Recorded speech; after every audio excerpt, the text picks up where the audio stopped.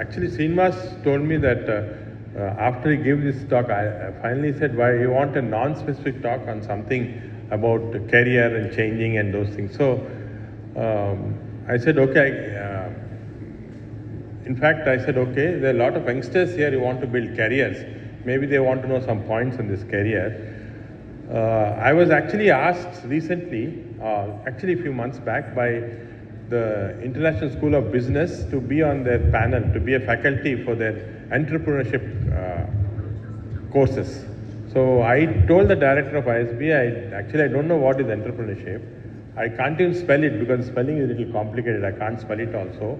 So how come you are asking me? He said, no, you are actually running a hospital with 6,000 employees, one of the biggest gastro hospitals in the world and so on. So obviously it's something which you didn't know or you knew something you did which has resulted in this. So I decided actually that probably I should first look up what is entrepreneurship. And the best way to, if you have any doubt nowadays, is to actually go to ChatGPT. How many are using ChatGPT?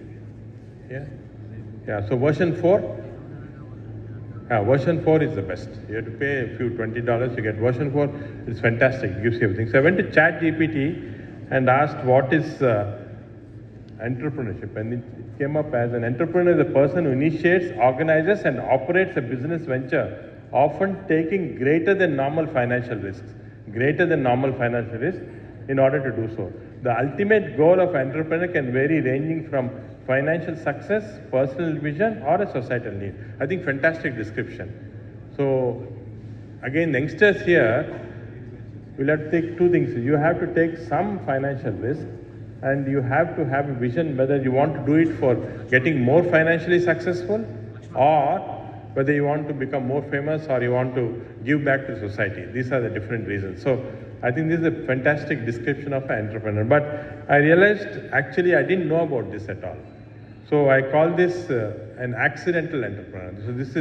So what I'm going to give you is a small story of what happened during my journey. It was actually an accidental entrepreneurship, and hopefully there's some lessons from this you can learn which can help you, in fact, as you grow in your path, at least the youngsters. Some of us older, we can't change now, but at least for youngsters, it may form a lesson of what to do. So this is the journey of an accidental entrepreneur who didn't know about this at all.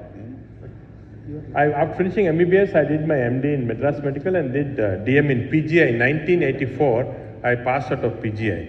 And then I came back to Hyderabad, to Nizam Institute of Medical Sciences, joined there as a gastroenterologist. I was influenced by Dr. Jang Bahadur Dilavari, who was my teacher there at PGI. He was a fantastic endoscopist. And because of this type of exposure, I thought I should make endoscopy a career at that point of time. In fact, in 1984, I think Setu and Pedri also will concur. We were all thinking of gastroenterology as such. We never thought we should subspecialize. Now it's not only subspecialization, but subspecialization into third phase and so on. At that time, it was not a concept. So I decided to become that based on that. So what I did was I joined Nizam's Institute of Medical Sciences there. And you see, the endoscopies were very primitive at that point of time. We had this fiber optic endoscopy, and it was pretty old because you can see I still have a lot of hair in my. So it was an old picture, and this was almost 40 years back. We is that had you? No, is that you? Yeah. So this was a picture of the governor, Mrs. Joshi, whose husband had a problem and was getting endoscopy done for her husband. Then she had a bleeding ulcer. I was trying to show the ulcer. Probably she didn't see what I saw, but that was how we used to practice an endoscopy at that point of time. And so I got frustrated. The problem with the government service, Ramesh, I know you and Shravan are still there, but it was very frustrating because you ask for something, you never get it. Gastroenterology was a very technology dependent subject, and actually it's only 11 minutes more for a journey, it's pretty short. Okay. So I may take a little time, a little 10 minutes extra. Okay. So I got a little frustrated, and then at that point of time, the second accident in my life occurred. I'll come back to the first at the end.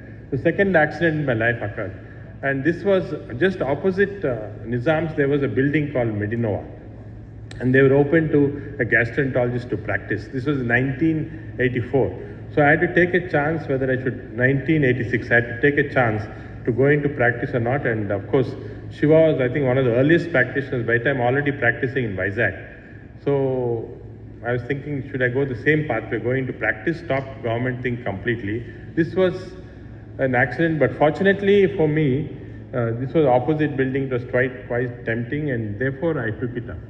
And this was, you can see, fairly old building, and there were very few gastroenterologists practicing. Even in Hyderabad, I think Setu, 5 of us were there. But Habibullah was there, then you and Manu and P&Ra. Only 5 of us were there. So there was enough scope for practice, but awareness of gastroenterology was not there in the general public to come. But slowly it was coming. So, by the time we started acquiring these more sophisticated video endoscopes and better, again, I had a lot of hair unfortunately cut off in the picture. So it was still very early period, and we started getting these video scopes, and we were doing quite well. So what happened is therapeutic endoscopy was just developing, and because it was a new specialty, we attracted a lot of patients. So the OPD became very busy. There were a lot of patients, and I used to work till very late in the night, and also I was making good amount of money, coming back with a lot of money. So this was a very successful practice. So that journey could have ended there. I could have probably continued this practice for some more years, got a burnout syndrome, and then stopped, and then that could have been finished, maybe 45, 50. But again, something happened that stage. My father, some of you know him, is a professor of pathology. He was very academic. He had published 300 papers on Bhaskar Day. And one day he told me, when in lunch in the house, he told me, I'm extremely disappointed with you. I said, why are you disappointed? I did DM in PGI, Premier Institute. I came back. I'm having a very busy practice. I'm making a lot of money. So he told me something which struck me at that time. He said, okay, you're making money for yourself. That is one selfish reason. But what have you done? Have you built any institution? Have you taught any students? Have you done any research? Have you published any papers? Zero. None of that I had done. So I realized that I was, in that sense, in his eyes, I was a failure as a gastroenterologist. He was right. So I decided at that point of time that maybe we should change course. Maybe think of building an institution, going to a salaried pattern and so on. That's when I talked with my colleague. Dr. G.V. Rao was my colleague at the time. He continues to be. So we decided, okay, let us try and do this. We'll try and build an institution. And that is when the third accident happened in life, which was the turning point which led to this. This was an accident which was a little serendipitous, because what happened was, again, I think some of you know this story. So there was a chief minister in a neighboring state whose wife had a severe problem, laparoscopic cholecystectomy, stone sipped into CBD, it could not be taken out. I was called in the middle of the night, private jet was sent, we went there. Now when I went to this hospital, it was midnight, 12 o'clock, the chief minister's wife was gasping. No pulse, no BP, cholangitis, almost gone. And the first thing is, I saw around the hospital there are about 2,000 political gundas all there waiting. So the first thing I asked the hospital CEO was, where is the rear door? So that something happens, I can go out through the backside. So he showed that to me, I got prepared. We pushed her into the theatre, and then fortunately it was an impacted stone, it came out very quickly. It just dropped, the pus came out. And this lady who was so sick, by 6 o'clock in the morning was sitting, eating breakfast and all. So the CM got very impressed. He said, why don't you start this specialty in our state, will give you everything. But I said, I want to go back. Can you help us with something in Hyderabad? And that's how we got this donation of this at a very, very small rent. The first old hospital that we started, the Asian Institute of Gastroenterology, Somajiguda. At that point of time, people told us, gastroenterology can't be a separate specialty. Half the hospital you give to orthopedics or something, and then you run half the hospital, because it will be a big failure to run. But again, I think fortunately, because of a variety of reasons, it started running well. Basically because we decided to go into a salaried mode of pattern, no practice was allowed.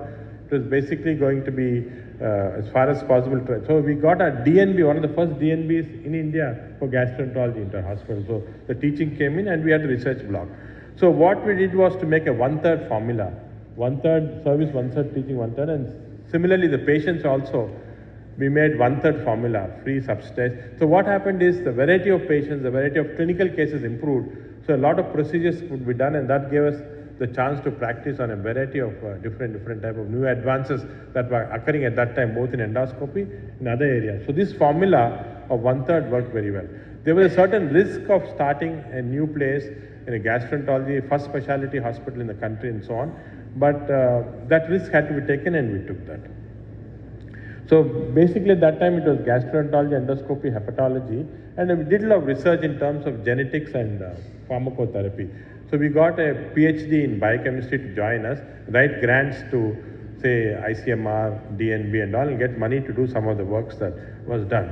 Other thing that we did is any new procedure, any new instrument that came into the market internationally, we tried to get it for the first time in our country, so that we become leaders in that particular procedure. Again, this is again an advice to the junior colleagues who are coming up in each area. In your area, you have to become a leader. Get what is the latest technology, what is the latest equipment, so that once you start doing it, people recognize you as being a leader. And unless you have something that separates you from the others, you won't grow very fast. So now this old hospital became again very busy, and as you can see, the whole thing was full of patients. So in 2000, somewhere in early 2000, the then Chief Minister, I think Rajshekar Reddy was the Chief Minister, that time tried to come for a checkup to the hospital. And when he came, in spite of all his security, people are not letting him enter into the place because so much crowd, they were saying, we have to see first, we have to see first. So it was becoming so. He saw that, he said, this is very funny, you have so much of people, and what is this small place you're practicing? I said, we thought there was a big place, but it became small now. So he said, I'll give you 10 acres of land in Gachibowli. You can start this new hospital. Can you make it the world's best hospital? So I laughed at him and told him, we can't make it the world's best, but we can make it the world's best endoscopy center, because my passion was endoscopy. He said, okay, we got it. Of course, we bought it at a very cheap rate from the government. So this was the accident 4 that occurred. This man coming in and giving this total land to us to say, you build this hospital. So this is when my entrepreneurship came in. So now we are going into a 1,000-bed hospital. When you build a 1,000-bed hospital, it means that is approximately per bed you spend 1 crore, which means 1,000 crores. Now we didn't have that money, 1,000-bed hospital. We had the land. We didn't have the advice of how to get money, how to do this project and all. So there are 2 ways of getting money when you don't have money. One is, of course, to borrow from the bank, which with this type of thing, if you're going to borrow 800 crores, it becomes extremely costly. The second way is to get private equity. Now, I don't know how many of you are aware of private equity. I think the youngsters are quite bright now, they all know. But at that time, I didn't know. I didn't know the difference between private equity, venture capitalists, and so on. So, venture capitalists will only start putting money into very, very, very early, like research project.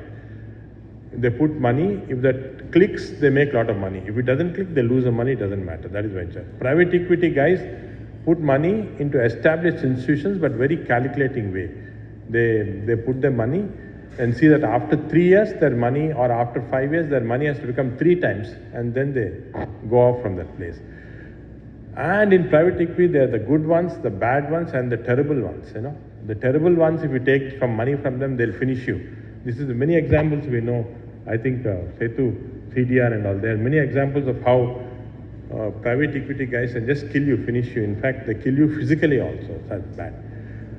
Again, it is very important to know who are the good ones. The bad ones, again, will slowly take over the hospital. And again, examples of many big corporate hospitals taken over by the private equity from the owners itself, because they are very intelligent, they are very good at money, and we are not as doctors. It is important to get a good person to help you out, who has some societal insights and wants to help. Fortunately for us, we got this group which was extremely good, otherwise would have been killed at that time. So the accident 4 was getting this place and getting this private equity group who were extremely good to us and have been for a very long period of time. So the first thing they asked me when they came in is, what's the balance sheet? I didn't know what's the balance sheet. I don't know whether you know now also. You don't know. I don't know how many people. Huh?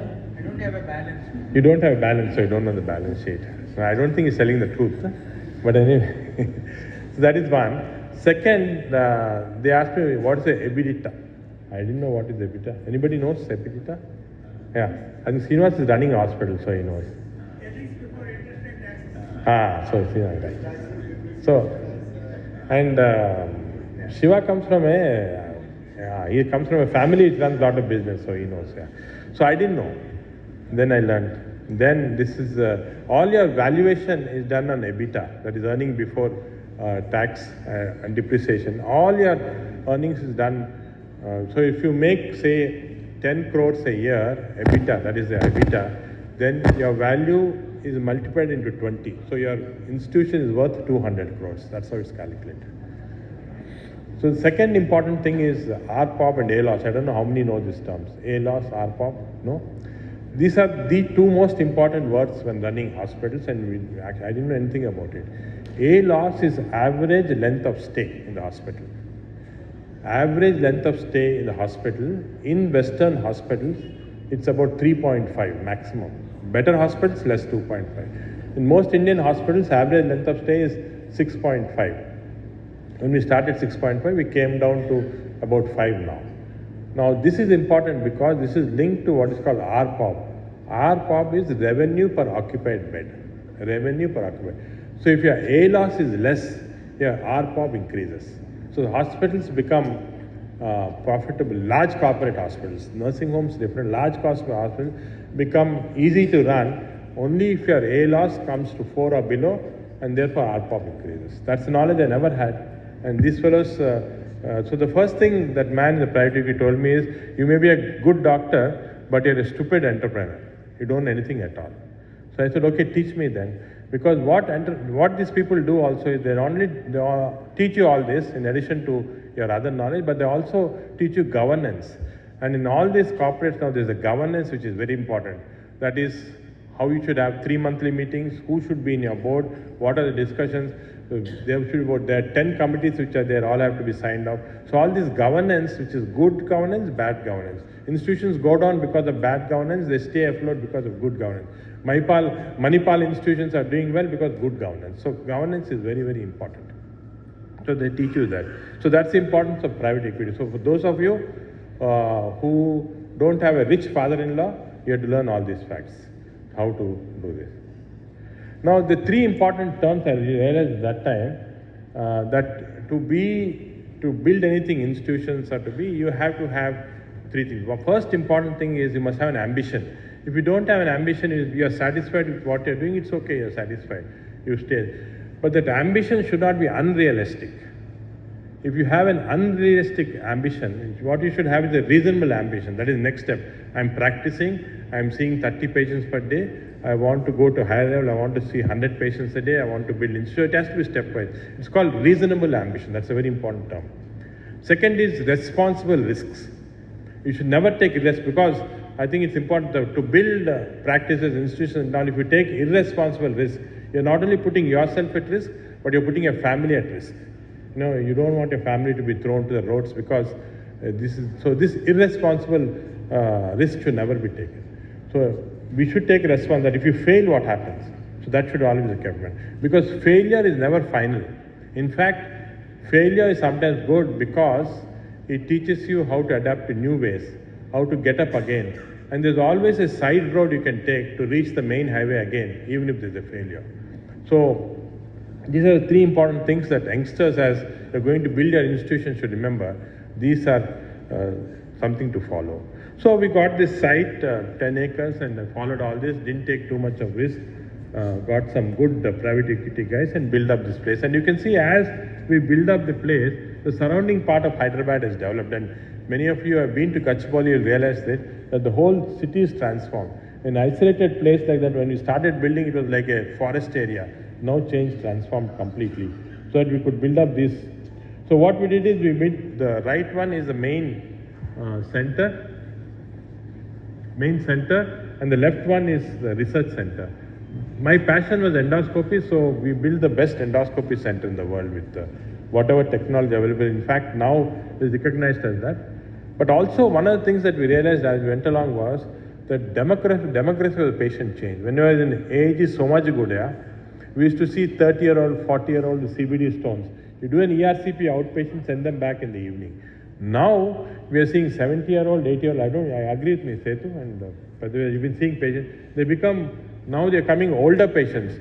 All of them are on antiplatelet agents. They are on anticoagulants. They got cardiac problems. So we can't treat these patients in isolated fashion in a single specialty. You have to have a multi-specialty backup. Otherwise, it's very difficult to do aggressive therapeutic endoscopy now. So we sort of went into a little of this multi-specialty. So now we have over 20 specialties and all supporting each other. So the pattern has changed. And this again, as you grow, you realize that your priorities change, your type of patients change, your drainage changes, and therefore we have to change. So one of the things we did was we concentrated on two areas, that is training. So we built this skill lab, which became, I think, a model skill lab, which you can get trained in endoscopy, laparoscopy, everything. And over 1,000 gastroenterologists have been trained in the animal lab. So we have a large animal lab, so you can get live animals to do the procedure, small animal lab also. So this has been.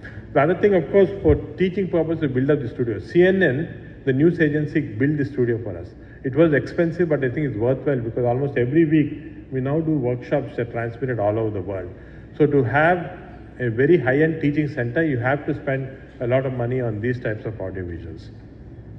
So we also set up a translational research center, because one of the things missing in most hospitals is that we don't devote enough attention to basic science research.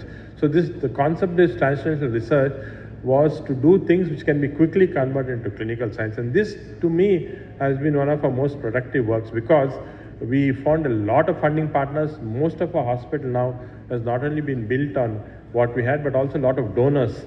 For this translational research was totally funded by ICMR, DBT, and all these donors that you see, Hemsley Trust and all. So what people in practice don't realize in private practice, and this again I'll encourage the youngsters, is there's a lot of money available with ICMR, DBT and so on. If you want to do some sort of research, it's very easy. Actually, you have to get one PhD biochemistry people with you. A few of them, they are very free now in many cities. They'll form a group with you, write grants, and lot of money is available for doing research. You just have to get this money, so you don't have to spend from your hospital or clinical practice. So because of this, now we are able to implement certain very unique things, which I think, for example, we have now just started a project where every patient coming to the hospital requiring more than 4 drugs first has to get a pharmacogenomic pathway of the drug. They give a blood sample and come back after a week, by which time we know that every single patient has a different pharmacogenomic. This is called precision medicine. Some patients require PPI once a day, some people require twice a day, some people will require once in 3 days. All this can now be implemented so that we don't give random prescriptions. So precision medicine becomes important because of this kind of work. So basically, it was our institute, the new one also is built on clinical services, research training, but more important also community service. We have now adapted about 40 villages in Patancheru area, where we have these traveling endoscopy vans going there doing a lot of procedures. And one of the important things about this, it gives you certain goodwill in the community. I think whichever place you're practicing, goodwill from the community is very important. And the way to do it is to do some of these voluntary services, again not very expensive, and you gain a lot of respect and goodwill among the community. So this was how it went. And of course, last year and this year, continuing this year, the Newsweek ranked us as one of the best hospitals in the world. So this is basically a teamwork that is responsible, and I think it's very important that you have to think, you have to have a vision, and if you think a lot, you ultimately achieve that vision. So because you're concentrating on that. So thinking constantly about a problem is also very important. Then if you think constantly, you will achieve this. The subconscious mind becomes very important. So this was, so you see, the whole journey was accidental, serendipity, how from practice in Medinova I could go and do this to one of the politicians. We got this building. Building became very busy. The CM came and then he gave us this land, and now we build. Of course, one of the lessons that I learned again for youngsters of building hospitals, the first most important thing is, and this is a real estate person told me now, so it's too late, that around your hospital you buy off all the land, because it will be cheap when you're building the hospital. After you build, it will become very costly. You won't be able to buy. So this is an important principle. So we did small things and came up to this level, but certain lessons I learned during this period, and this is again a very important lesson. I don't know Rajat Gupta, how many of you know? He is the chief of McKinsey, he came once as a patient. I was talking to him, how did you achieve what you achieved? He said very simply this, that he never stays at his comfort zone. So if he reaches a comfort zone, he'll set the bar higher. So he has to achieve the next. So that is like setting a new bar so that he doesn't reach the comfort zone. You start practice, you see some patients, you are happy, you think that's over. So that's what happened to me. In Medinova, I thought I was happy, but then I started setting a higher comfort zone. I had to make an institute. And then you get a higher comfort zone, make a bigger institute and so on. So it's always very important to shift the bar to increase your comfort zone so that you can achieve. The other important thing is that it's extremely difficult to do hard work. Hard work, I think when people say I work very hard, it's not right. Nobody can work very hard, 18 hours a day for so much money. There's a smart way to do it. The smart way to do it is to enjoy hard work. So it doesn't become work anymore, it's just an enjoying. So you're enjoying all the time. Like Padvi Raju is enjoying his life. So you enjoy your work. And the way to enjoy your work is that everything is enjoyable in your work. I think you're looking at patients, the history of the patient. It's such an enjoyable thing to take the history of the patient. You're seeing so many lesions on your endoscopy, different types, magnification, white light, and so once you turn your work into a sense of enjoyment, you get, even people, if you're looking after irritable bowel syndrome patients, you think it's very difficult, it's not. Just get into the stories of these patients, get into the stories of their relatives, it's very enjoyable. So I think that's very important. So, in fact, I was asked to give this talk recently at PJ. What I didn't learn in PJ, there are 3 skills that we miss during training. One is we don't know how to manage people, and whenever you're building, even in your small practice, you have to manage 5 people. Bigger practice, 20 people. We now have to manage 6,000 people in our hospital. We don't know. We never had the skill to do that. We don't know about entrepreneurship, as I learned in the hard way. And of course, the problem is we never know how to manage our money. You can have too much money or too less money, as Setu says, but you have to know how to manage, too much or too less, how to manage. That's where it becomes very important. And 3 most underused words I found, again, very important is that we never say thank you to our staff, very important to say. We never say sorry, I think that also is very important. You make a mistake, sometimes you shout at the staff for wrong reasons. It's important to tell sorry, they feel happy. You can call them privately and tell also. And the third most important thing, and this we implemented at our institute, we always ask before any major decision, what do you think? What does the other staff think? A resident may think something different. It may be very important, but you haven't thought of it. So always ask your staff, what do you think? Ask your nurse, ask your technician, what do you think? So this becomes very important. I was having dinner once with the president of a very famous Infosys company, Mr. Narayan Murthy. I asked him once in the dinner, what is the success? Can you tell me in one sentence the reason for your success? He said, I don't have to have one sentence, one word, and the word is team. So ultimately, it's the teams that we build who actually are responsible for the success. Single person cannot do it. So as you can see here, very famously said by Henry Ford, coming together is the beginning, keeping together is the progress, and working together is success. So it's very important that the team, you surround yourself with positive people. There are in every team some negative people. So you have to try and change them or eliminate them. Again, you learn in your career as you're going up, as you become leaders, it's a very tight rope. You have to be sometimes strict, sometimes soft, sometimes dismissive, sometimes appreciative, sometimes disconnected. If you get too connected with your employees also, it's a problem. You have to be disconnected sometimes, and sometimes you have to show empathy. This is very important. And the last 5th accident that occurred to me was, as I came into endoscopy, there were a lot of successes that happened, but slowly went into the world endoscopy scene, and when I went to the world endoscopy scene, I became a part of the member of the World Endoscopy. I didn't know much about World Endoscopy, I became a part of it. The president that year of the World Endoscopy Organization was actually very famous William Chow from Hong Kong. And he suddenly, after 3 months of the presidency, fell sick. There is a constitution in World Endoscopy, the president can select whomever he wants as next president, any member of the world. This is a very peculiar constitution there. Whereas in all other organizations, you have to grow up, you have to become council member, secretary general, then you become. But here it's a difference. So this man suddenly thought of me, and I became the world president of the World Endoscopy. In fact, we did the first Congress of World Endoscopy. Some of you would have been there in Hyderabad in 2017. So one of my proudest moments in life was when the president of the American Society of Gastroenterology, the European Society of Gastroenterology, the Japanese Society of Gastroenterology were all reporting to an Indian. To me, this was one of my proudest moments. So because, and this was an accident. So when I talk about accidents, I'll tell you how accidents sometimes help. So the secret to success is serendipity and luck. Many accidents occur. Your whole life is full of luck.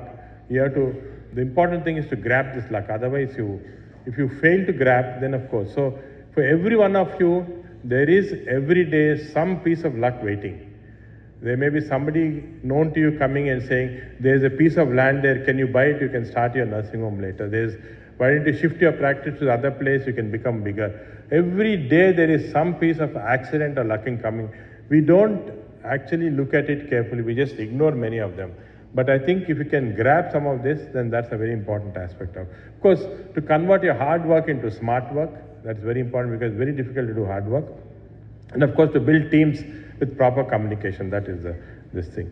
And ultimately, it's the team that actually helped us. In fact, late 1980s, when my father scolded me that you don't have any papers, you haven't done research, it is a team which resulted now.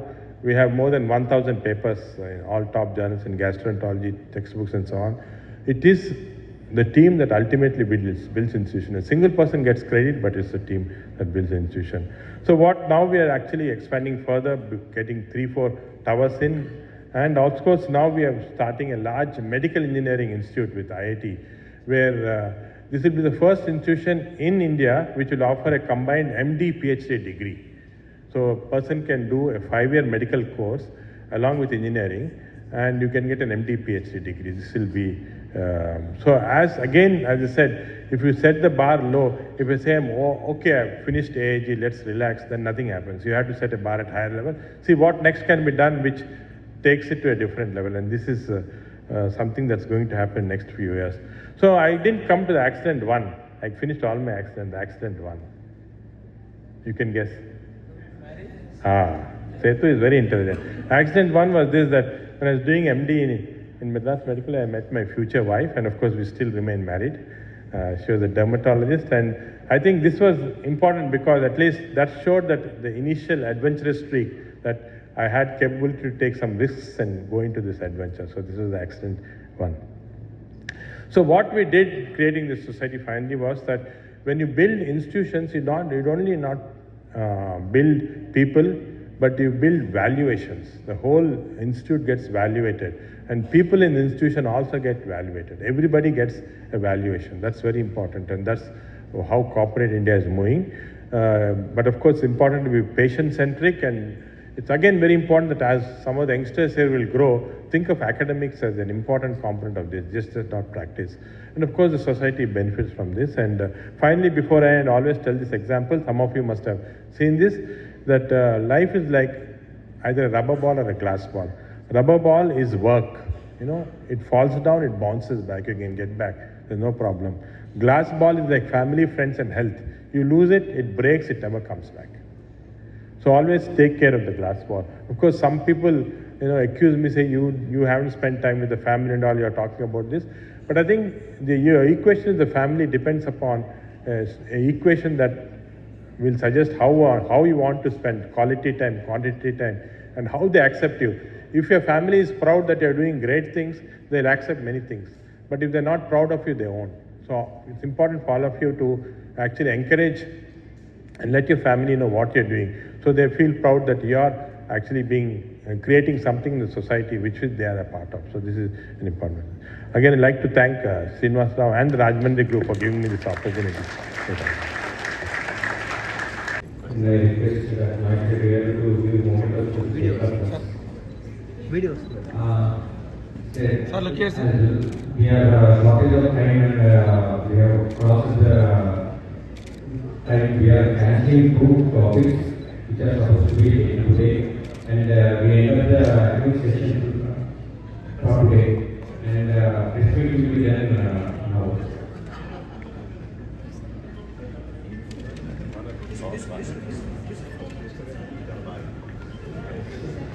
politics and activities should be monitored day by day.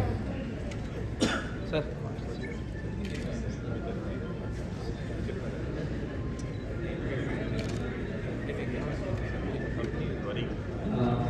I want to make one announcement. There will be a gala dinner which is to be conducted in Manjira